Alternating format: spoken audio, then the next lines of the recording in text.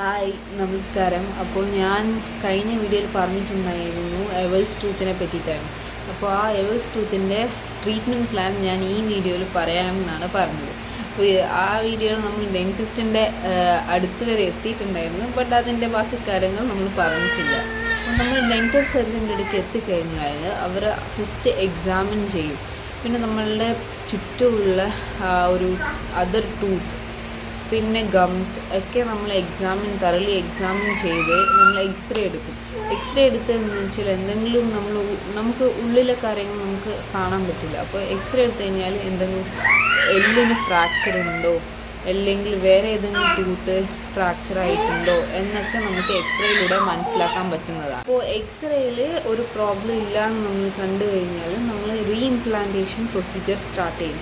അപ്പോൾ അതിന് മുന്നേ നമ്മൾ ആ ടൂത്ത് പേഷ്യൻ്റ് കഴുകിയിട്ടുണ്ടെങ്കിൽ കൂടി നമ്മൾ എന്ത് ചെയ്യണം, നമ്മളൊന്ന് ആ ഒരു ടൂത്ത് നല്ലോണം ഇറിഗേറ്റ് ചെയ്യുക. എന്നിട്ട് നമ്മൾ സോക്കറ്റ് ഓൾസോ നമ്മൾ ഇറിഗേറ്റ് ചെയ്യണം. അത് സെലൈനോ അല്ലെ ബെറ്റഡീൻ സൊല്യൂഷൻ വെച്ചിട്ട് നമ്മൾ ഇറിഗേറ്റ് ചെയ്യുന്നത് എന്തിനാണെന്ന് വെച്ചാൽ ഉള്ളിലുള്ള ഡെബ്രിസൊക്കെ പുറത്തേക്ക്, അഥവാ എന്തെങ്കിലും ഡെബ്രിസ് ഉണ്ടെങ്കിൽ അത് പുറത്തേക്ക് കളയാൻ വേണ്ടിയിട്ടാണ് നമ്മൾ ഇറിഗേഷൻ ചെയ്യുന്നത്. നല്ലോണം സെലൈൻ ഇറിഗേഷനൊക്കെ ചെയ്ത് കഴിഞ്ഞ് നമുക്ക് റീഇംപ്ലാന്റേഷൻ ചെയ്യാവുന്നതാണ്. അത് കഴിഞ്ഞ് കഴിഞ്ഞാൽ നമ്മൾ ആ സോക്കറ്റിലേക്ക് പല്ല് വെച്ചാൽ മാത്രം പോരാ. ആ സോക്കറ്റിലേക്ക് അങ്ങനെ പല്ല് വെച്ചിട്ടുണ്ടെങ്കിൽ അത് തിരിച്ച് ഇളകി വരാനുള്ള ചാൻസസ് കൂടുതലാണ്. അതുകൊണ്ട് നമ്മൾ എന്ത് ചെയ്യണം, സ്പ്ലിൻറ്റിങ് അല്ലെങ്കിൽ വയറിങ് ചെയ്യണം. സ്പ്ലിൻറ്റിംഗ് എന്ന് വെച്ചാൽ നമ്മൾ ചുറ്റുമുള്ള പല്ലിൻ്റെ സപ്പോർട്ടോടുകൂടി ആ ഒരു പല്ലിന് നമ്മൾ സ്ട്രെങ്ത്ത് കൊടുക്കുകയാണ്. അപ്പോൾ നമ്മൾ ആ വയറെടുത്ത് നമ്മൾ ആ ഒരു ടൂത്തിനെ തൊട്ടടുത്തുള്ള ടൂത്തുമായിട്ട് കൂട്ടിക്കെട്ടാണ് ചെയ്യുന്നത്. അപ്പോൾ എന്താവും, അതിനൊരു സ്ട്രെങ്ത്തും കിട്ടും, അത് ഇളകി വരാനുള്ള ചാൻസസും കുറവായിരിക്കും. അപ്പം നമ്മൾ ഈ റീഇംപ്ലാന്റേഷൻ ചെയ്ത് കഴിഞ്ഞ് കഴിഞ്ഞാൽ നമ്മൾ കുറേ കാര്യങ്ങൾ ശ്രദ്ധിക്കാനുണ്ട്. അധികം കട്ടിയുള്ളതൊന്നും നമുക്ക് ആ ഒരു പല്ല് വെച്ച് കടിക്കാൻ പാടില്ല. മാത്രമല്ല നമ്മൾ നല്ലോണം ഓറൽ ഹൈജീൻ മെയിൻറ്റെയിൻ ചെയ്യണം. കാരണം ഇൻഫെക്ഷൻസ് വരാൻ ചാൻസസ് കൂടുതലാണ്. ഹീലിംഗ് എന്തായാലും കുറച്ച് ടൈം എടുക്കും. മോർ ദാൻ 2 വീക്സ് ഉണ്ടാവും ആ ഒരു ഹീലിംഗ് പ്രോസസ്സ്.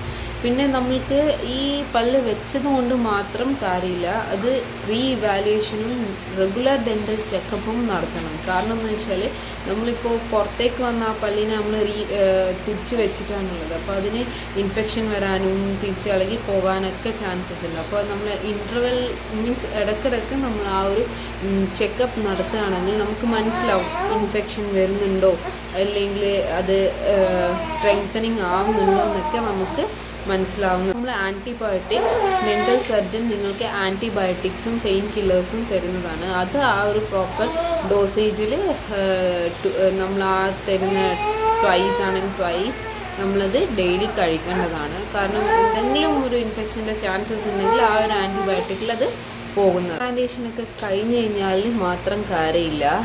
നമ്മളത് പിന്നെ ഡെൻ്റൽ വിസിറ്റ് ചെയ്തിട്ടില്ലെങ്കിൽ അത് നിങ്ങൾക്ക് തന്നെ ഭാവിയിൽ ഭയങ്കര ബുദ്ധിമുട്ടായിട്ട് വരും.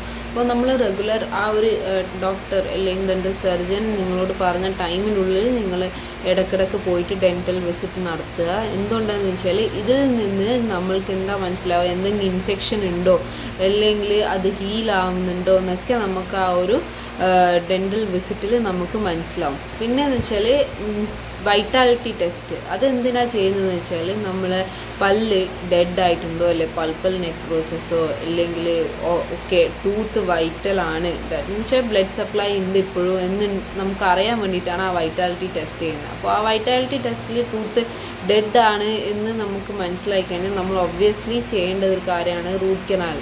അത് ചെയ്തിട്ടില്ലെങ്കിൽ ഭാവിയിൽ നിങ്ങൾക്ക് ഇൻഫെക്ഷനും അതുകൊണ്ട് നിങ്ങൾക്ക് ആ പല്ലിൽ പിന്നെയും പ്രോബ്ലംസും ആ ചുറ്റുമുള്ള ആ ഹെൽത്തി ആയിട്ടുള്ള ടിഷ്യൂസും ആ ടൂത്തിന് വരെ നിങ്ങളെ ആ ഒരു കാരണത്താൽ എഫക്റ്റ് ചെയ്യും. അപ്പോൾ നിങ്ങൾ എന്ത് ചെയ്യണമെന്ന് വെച്ചാൽ അത് റൂട്ട് കനാൽ ചെയ്ത് ആ ഒരു പ്രോബ്ലം നമ്മൾ എന്നേക്കുമായിട്ട് സോൾവ് ചെയ്യേണ്ടതാണ്. നമ്മൾ സക്സസ് ആവണമെങ്കിൽ നമ്മളെ ടൈമിംഗ് വളരെ ക്രിട്ടിക്കലാണ്. നമ്മൾ എത്ര പെട്ടെന്ന് റീഇംപ്ലാന്റേഷൻ ചെയ്യുന്നു അത്രയധികം സക്സസ് റേറ്റ് കൂടുതലാണ്. അപ്പോൾ നമ്മൾ ഡിലേ ആവുന്നതിനനുസരിച്ച് സക്സസ് റേറ്റ് കുറയാനുള്ള ചാൻസസ് കൂടുതലാണ്. പിന്നെ ഏജ്, ചിൽഡ്രനിലായിക്കോട്ടെ അല്ലെങ്കിൽ ടീനേജേഴ്സിലായിക്കോട്ടെ ആ ഒരു റീഇംപ്ലാന്റേഷൻ സക്സസ് ആവാനുള്ള ചാൻസസ് കൂടുതലാണ്. അഡൽട്ട്സിൽ അല്ലെങ്കിൽ എൽഡേർലി കുറച്ച് ഏജ് ആയിട്ടുള്ള ആൾക്കാർക്ക് ആ ഒരു സക്സസ് റേറ്റ് കുറയാനുള്ള ചാൻസസ് ഉണ്ട്.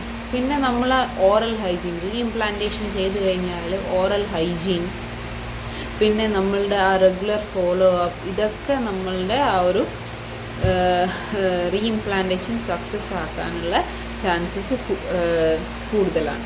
നിങ്ങളെന്താ ശ്രദ്ധിക്കേണ്ടതെന്ന് വെച്ചാൽ ഇതൊന്നും വരാതിരിക്കാൻ നമ്മൾ പ്രത്യേകം ആദ്യം ടേക്ക് കെയർ ചെയ്യുക. പിന്നെ വന്നു കഴിഞ്ഞാലുള്ള കാര്യമാണ് ഞാനിപ്പോൾ പറഞ്ഞു തന്നത്. അപ്പോൾ നിങ്ങൾക്ക് ഈ വീഡിയോ ഇഷ്ടമായെങ്കിൽ നിങ്ങൾ ലൈക്ക് ചെയ്യുക, ഷെയർ ചെയ്യുക, സബ്സ്ക്രൈബ് ചെയ്യുക. Thank you.